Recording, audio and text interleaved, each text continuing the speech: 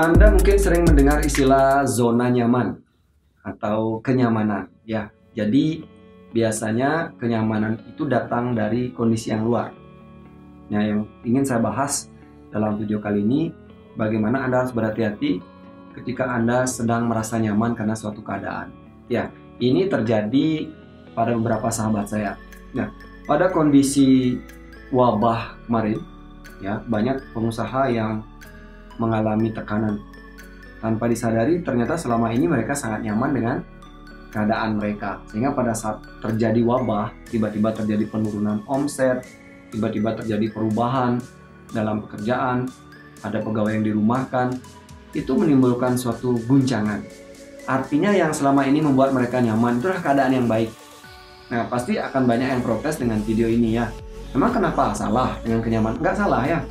Anda tidak salah membuat kenyamanan hidup, tetapi yang saya maksud adalah kalau kenyamanan yang ada di dalam diri kita itu sebenarnya berasal dari luar. Hati-hati di situ, kenapa? Karena segala suatu kenyamanan yang ada dari luar itu tidak akan kekal. Dia akan hilang. Artinya tidak ada sesuatu itu terus begitu. Anda punya orang tua, apa bisa terus punya orang tua?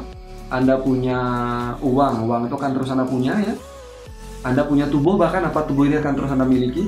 Tentu tidak. Artinya jangan biarkan diri Anda terus-terusan berada di titik nyaman itu tanpa Anda belajar untuk mencari kenyamanan yang ada di dalam. Artinya sampai suatu ketika dia hilang. Jadi ini kan sebenarnya sebuah latihan. Jadi barangkali Anda sering dipuji, juga sering dihina. Kalau di alam pikiran kita nih, pujian itu biasanya menimbulkan rasa baik karena Anda merasa berharga, tapi datang dari luar. Kalau Anda dihina, diejek, dikomentarin, dikritik begitu, akan muncul perasaan tidak berharga, rasa tidak nyaman. Nah, ini kan suatu latihan. Bagus ketika ada suatu kondisi yang baik, kemudian tidak baik, kemudian baik lagi. Ini untuk melatih diri kita bahwa lama-lama akan terbentuk suatu kesadaran di dalam bahwa nyaman itu tidak dipengaruhi oleh keadaan luar. Ketika diri kita tidak nyaman nih, kita tidak merasa terberkati gitu ya, atau merasa jelek begitu saat kita merasa buruk atau energi kita sedang low, keadaan sebagus apapun nggak bisa bikin kita nyaman. Nah, sebaliknya begitu, ketika posisi energi kita baik, positif, kita lagi good, kita kondisi kita sedang bagus, mungkin Anda pernah menyadari yang punya mood, perubahan mood ya, itu kondisi apapun bisa bikin Anda nyaman, lebih toleran kita ya.